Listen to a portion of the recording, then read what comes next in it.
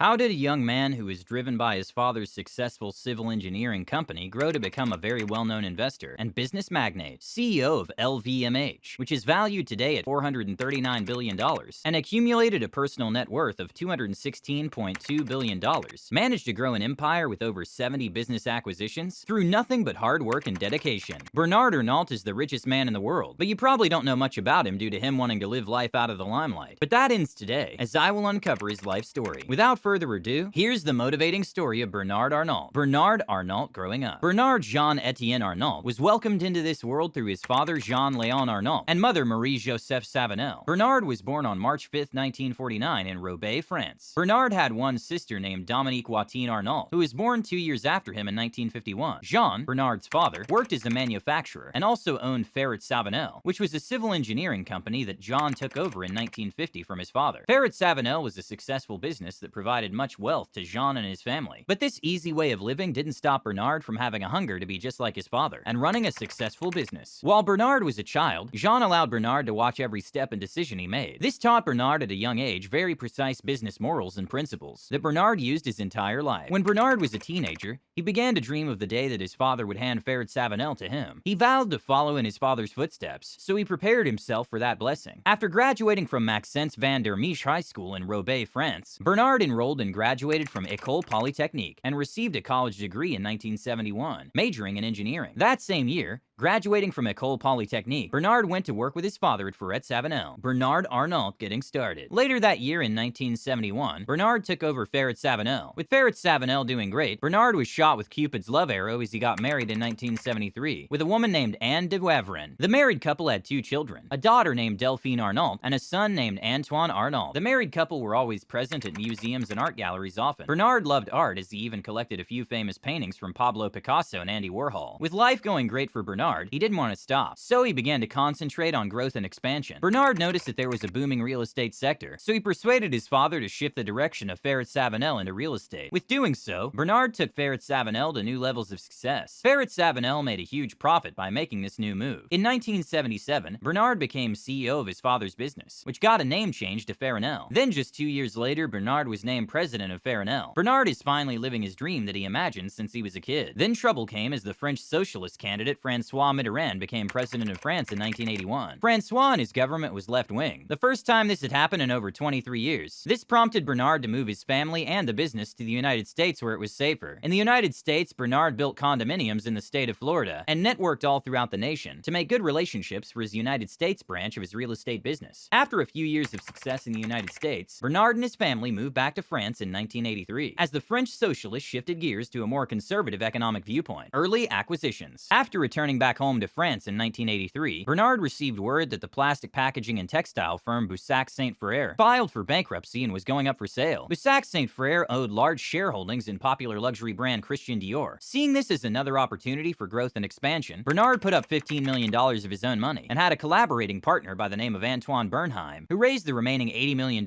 for the purchase of Boussac Saint Frere. After the deal closed and Bernard acquired the textile firm, Bernard began to sell some of the companies that were owned by Boussac Saint Frere. While doing so, Bernard made close to $400 million. Some of the companies Bernard kept are Christian Dior and Le Bon Marche. In 1985, Bernard Arnault was named CEO of Christian Dior, LVMH. Now fulfilling his dreams and going on a conquest of expansion, Bernard kept growing more and more successful. In 1987, Bernard, having built a representation of what a true business magnate is, was invited by a friend named Henri Racamier to invest into LVMH Moët Hennessy. Henri also contacted Bernard for advice on how to grow LVMH. Bernard accepted the invitation, but also had other plans as well. Bernard did a joint venture with Guinness plc for a 24% stake in LVMH, but it didn't end there. While Henri Racamier was at war with other members of LVMH, Bernard was slowly but surely purchasing shares of LVMH behind Henri's back. Bernard had his eyes set on running the world's largest luxury company within the following decade. After spending roughly $2.6 billion, Bernard owned 43.5% of LVMH. With this move, Bernard became chairman and CEO of LVMH in January of 1989. Henri Racamier, who felt betrayed and backstabbed by his friend, tried to stop this from happening, but he was too late. Henri sued Bernard for unlawfully gaining the shares, but the judge sided with Bernard that he did it fairly. When news broke of what Bernard had done, LVMH's shares began to drop drastically. In addition to the hate that Bernard was receiving, Bernard and his wife Anne divorced after 17 years of marriage together. It's unclear what caused the divorce due to it happening pretty much behind closed doors. The following year, however, Bernard remarried to a woman named Helene Mercier in 1990. 1991. Helene worked as a Canadian concert pianist. It's been often said that Bernard wooed Helene by playing the piano. The married couple welcomed 3 sons into the world, named Alexander, Frederick, and Jean. But over time, Bernard maneuvered through the hate and publicity of what he had done to Henri Rocamier. Bernard turned LVMH around and expanded more and more by making more business acquisitions. Within the years of 1994 to 1997, LVMH acquired Guerlain, Marc Jacobs, and even Sephora. LVMH big acquisitions. Throughout time, Bernard has always kept the same blueprint of expanding more and more with LVMH. Some of LVMH's big acquisitions include Fendi, Bulgari, and Tiffany & Co. Tiffany & Co. is rumored to be the biggest acquisition ever with LVMH, paying $15.8 billion for the company. Bernard has also never turned his back on people in need. He involves not only himself, but family as well, in philanthropic work that supports medical research and scientific institutions. Bernard also builds hospitals in the heart of Paris. In 2014, his family influenced the $135 million Louis Vuitton museum that opened near Paris. Today, Bernard Arnault runs the empire LVMH Moët Hennessy that owns 70+ companies. Bernard has also stamped his children into following in his footsteps by having each of his children in the corners of the empire, being CEOs of smaller companies that he owns. In 2021, Bernard Arnault became the richest man in the world with a net worth of $180 billion.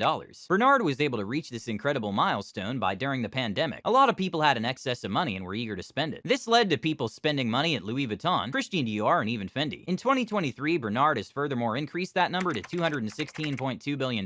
Bernard Arnault has his family set on controlling the empire that he built for many decades to come. Although Bernard, who's currently 73 years old, hasn't named a successor to control LVMH when he's done being CEO, Bernard has already put in place a joint stock partnership with Agachi Commandite SAS to ensure each of his 5 children will have equal stake in LVMH that they cannot sell for many decades to come. The story of Bernard Arnault is truly fascinating. A man who has always believed in his vision, while applying nothing short of dedication and hard work to be where he is today. Everything Bernard has built has proven to be around for many decades to come. Now that you know the story of Bernard Arnault, comment down below who you believe will become the next CEO of LVMH.